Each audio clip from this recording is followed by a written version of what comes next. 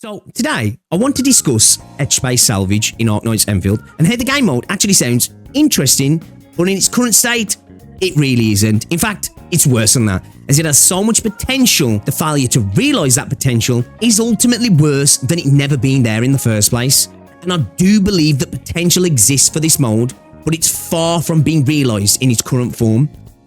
I wanted to start a conversation around Etchspace and offer up genuine feedback and ideas to Hypergryph that I believe could improve the mode drastically, not only offering roguelike elements, but also depth, difficulty, genuinely fun gameplay loops, progression, and ultimately risk, because this game mode really needs a risk-reward system. Successfully navigating greater risk should offer much greater rewards, and I also want to discuss how all this could be achieved. Viewers of mine pointed me towards Elden Ring Night Rain as a good example that Hypergryph could look to in order to make improvements. This was actually a surprise suggestion to me initially. As someone who's only played a few From Software games, and with Night Rain not being one of them, I was curious to understand what they meant. So on stream today, I watched a video giving me a surface level explanation of what the Night Rain gameplay loop looks like. Let me quickly bring anyone unfamiliar with the game up to speed. Night Rain is a spin-off of Elden Ring where you and two other players run around a map exploring points of interest like ruins and castles, while fighting enemies and bosses to level up and search for better weapons as a Fortnite-esque circle closes in on you. At the end of the day, you fight a night boss, and if you survive, you run the same loop again for day 2.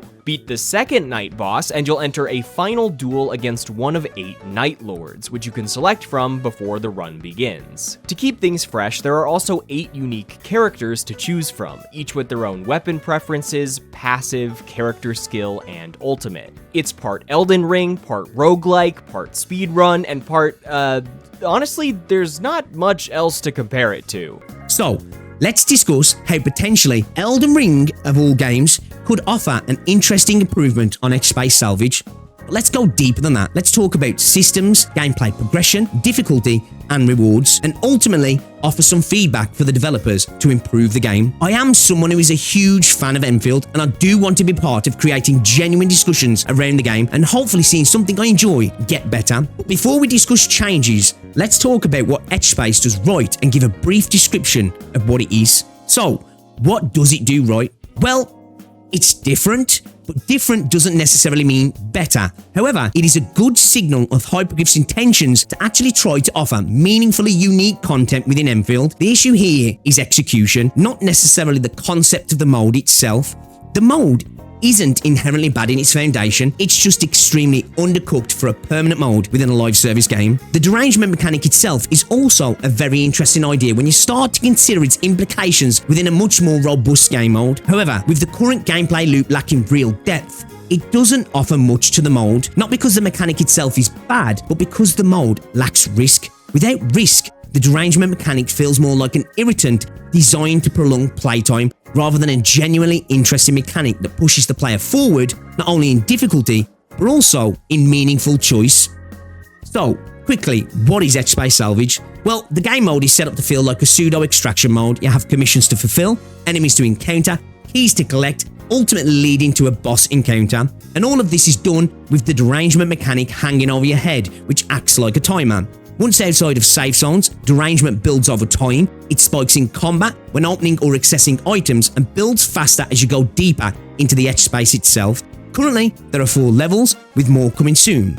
Completion of said commissions allows for upgrades such as increasing your derangement limit, which allows you to stay longer, container expansion, which allows you to carry more items, the ability to carry more explosives, and increased SP regeneration and increased health recovery when defeating enemies. On paper, this actually sounds cool, right? But this is where the mode falls apart, and that is due to a lack of risk. Without risk, there is no reward, and to be fair, there really isn't much reward to gain from Etchspace other than pool currency, but the acquisition of pool currency alone does not make a good mode. The derangement mechanic would offer so much more replayability if it were used in conjunction with difficulty, risk, and true progression. So, let's discuss those in more detail then. First, let's discuss risk, or rather, the lack of it in Etch Space Salvage. Not only does this remove the true sense of urgency and decision making, but it ultimately reduces the derangement mechanic to little more than a fancy timer designed to make the mode last longer. It's not my fault. and create the illusion of danger. Currently, there is no risk of losing gear or items, no failure of commission due to failing to extract, and no real punishment beyond simply try again, but do it faster. The only positive is that it encourages more efficient movement through the space, which I actually do like, but the lack of risk removes what makes extraction style modes so enjoyable. Risk and reward are at the core of these modes.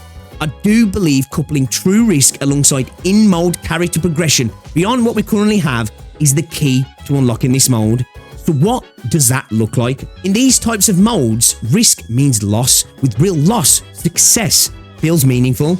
Loss in a mode like this could look like losing items you've collected, losing completed commissions if you fail to extract properly, and losing progress during the run.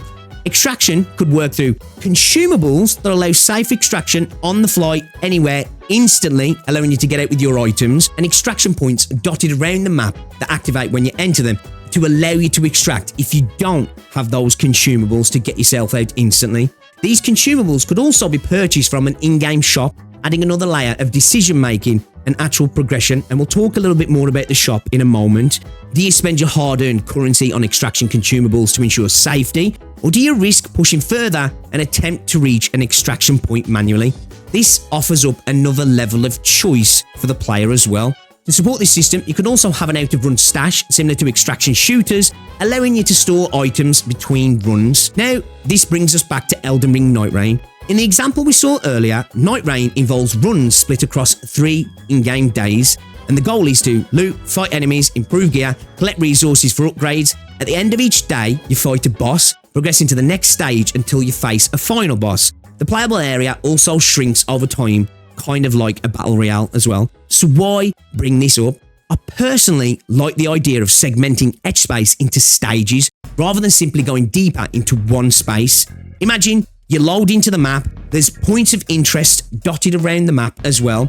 Rare loot and gear offering temporary stat boosts can be found within these points of interest, with sub-bosses guarding valuable locations as well, but you also gain higher derangement when you're in these high-risk areas. This forces players to constantly ask, is this risk worthy? Maybe you push a dangerous point of interest to find rare gear that helps with the boss fight, or maybe you complete a simple commission and extract early because you already found a valuable item. Some locations could even unlock only at high derangement levels, rewarding players willing to push runs to their absolute limit. Imagine doors that only open up at a certain limit, or bridges that can be only crossed at a certain limit, but that contain extra juicy gear. But are you willing to take the risk of potentially not getting out? Let's talk about stage progression in this mode we're creating here. After beating a stage boss, a new level opens, enemies become more dangerous, loot becomes more valuable, but derangement, just like now, builds faster. The one question is whether derangement should reset between stages or persist as part of long-term progression. However, I do think removing derangement during boss fights would be beneficial. Difficult fights under strict timers can feel frustrating rather than fun, but sub-boss fights in points of interest, however, could still be affected by the derangement timer. And it'd be cool to have rotating bosses, weekly, bi-weekly, or seasonal. This could keep things fresh and add a replayability to the mode as well. I've also been playing around with this squad progression idea as well. You could have one mode where you go in with your 4 operator team, you choose them at your will, and you play kind of how you want. Or a more focused mode where there's a selection of operators that you can choose, and you choose only one, and you start with that one operator, and on the first stage you can find another operator that's dotted around randomly, just like gear within the map, that allows you to then take on the stage boss with 2 operators in your team, and then the next stage you can find the final 2 operators to allow you to take on the final boss with your squad at full strength. But there's the risk of potentially not finding the operator because you're too busy looking for other gear and your timer's getting tight and you end up pushing the boss with a player down. So that adds another little risk layer into the mode there, and options and choices to make. And replayability as well, if you ask me. You fight the boss early with fewer characters or push further to build a stronger team. And this could be benefited by weekly rotations of starting operators as well, which I think could be kind of cool and unique. And each operator has a select team that you find within the mode, and maybe this changes also. And they could also add buffs to the mode that are specific to team synergies that allow you to build like really random teams that are unique to the mode and that work specifically to that mode. So you could just get total different synergies that you just don't get in any other part of the game. I think that'd actually be kind of cool. And now we speak about that, let's talk about gear and attachments. Another idea is gear slots or attachments that can be found during runs or unlocked through progression. These could provide damage buffs, damage reduction, weapon improvements, or other specific run enhancements. I think the potential is kind of basically endless. And you could maybe even also buy some of those from an in-game shop.